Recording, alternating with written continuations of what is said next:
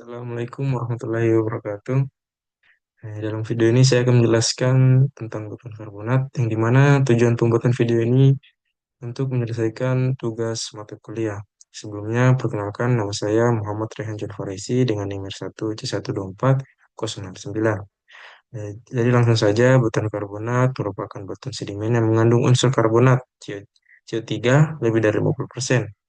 Sedangkan batu gamping atau limestone adalah batuan sedimen yang mengandung 90% unsur karbonat.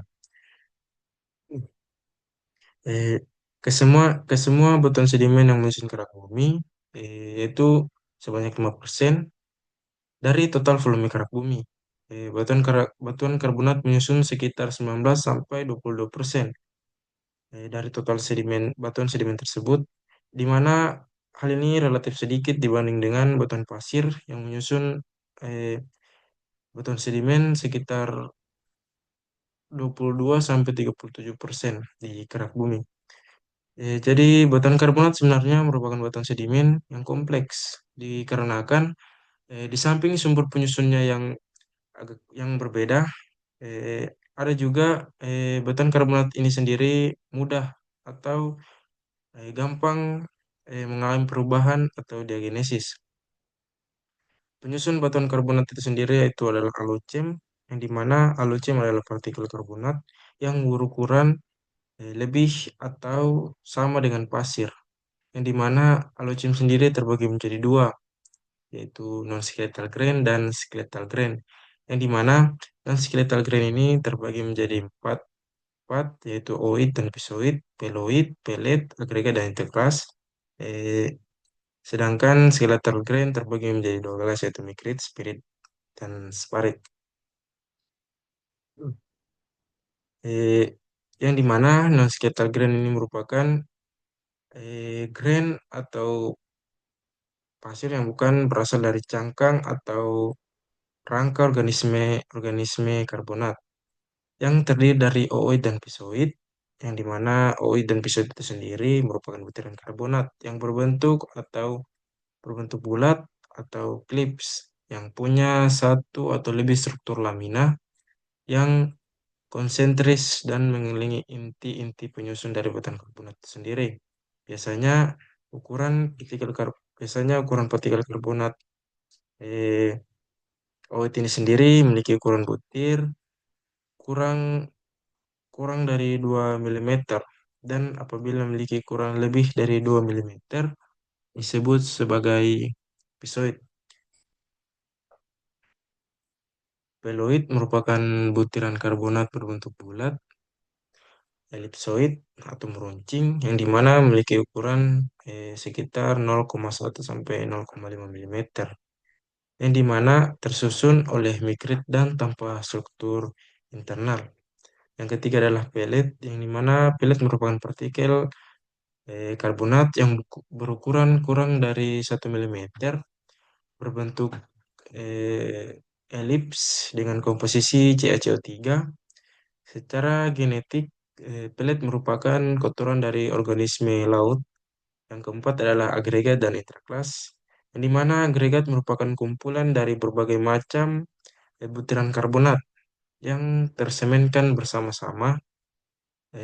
Selanjutnya adalah intraklas, adalah fragmen dari sedimen yang sudah terlitifikasi atau setengah terlitifikasi yang terjadi akibat pelepasan air lumpur pada daerah pasang surut atau tidal flat. Yang kedua adalah skeletal grain, yang dimana skeletal grain adalah butiran cangkang penyusun batuan karbonat yang terdiri dari seluruh mikrofosil, yang terbagi menjadi dua, yaitu mikrit dan sparit. Mikrit itu yaitu merupakan komponen batuan karbonat yang terbentuk eh, butir yang sangat halus. Komponen mikrit dapat berupa kristal atau organisme maupun dari mineral kalsit. Diistilahkan sebagai lumpur karbonat karena secara umum mikrit ini membentuk matriks dalam batuan karbonat.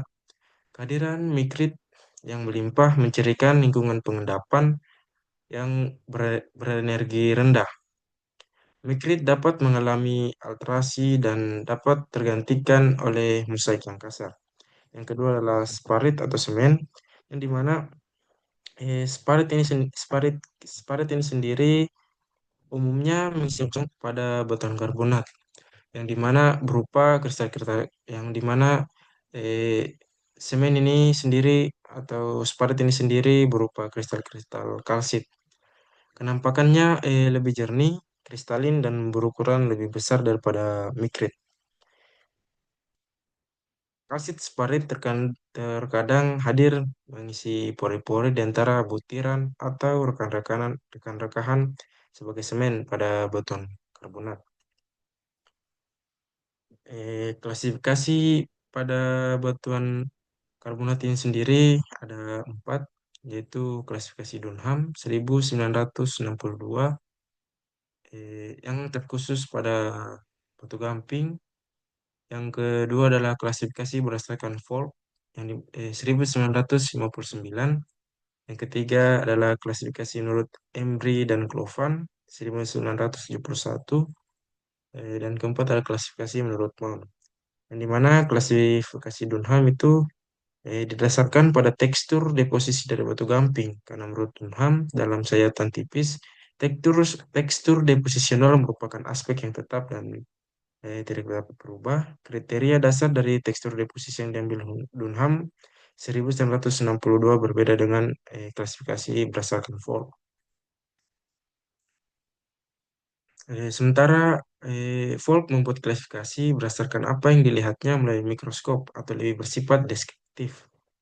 Klasifikasi Folk menuntun kita untuk mendeskripsikan batuan karbonat eh, tentang apa yang dilihat dan hanya sedikit untuk dapat menginterpretasikan apa yang di deskripsi tersebut.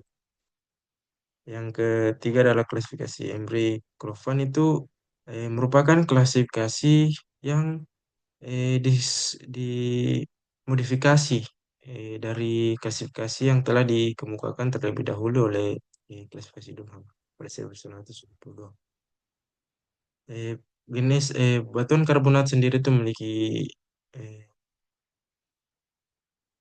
genesa atau proses-proses yang berhubungan dengan pembentukan batuan karbonat sendiri memiliki beberapa kriteria yang perlu diperhatikan. Di antara lain itu material karbonat atau non-karbonat yang menyusun batuan tersebut, matriks diagenesa yang meliputi sedimentasi, porositas, kompaksi, serta lingkungan pengendapan. Di mana mineral-mineral penyusunnya sendiri batuan karbonat ini antara lain adalah aragonit yang dimana memiliki unsur CaCO3, kalsit, CaCO3, dolomit, CaMg, CO3, dengan yang keempat adalah magnesium kalsit, yang kelima magnesit dengan serta memiliki unsur magnesium kalsit. Baik, itu saja dalam yang dapat saya sampaikan dalam video ini. Lebih dan kurangnya mohon dimaafkan. Assalamualaikum warahmatullahi wabarakatuh.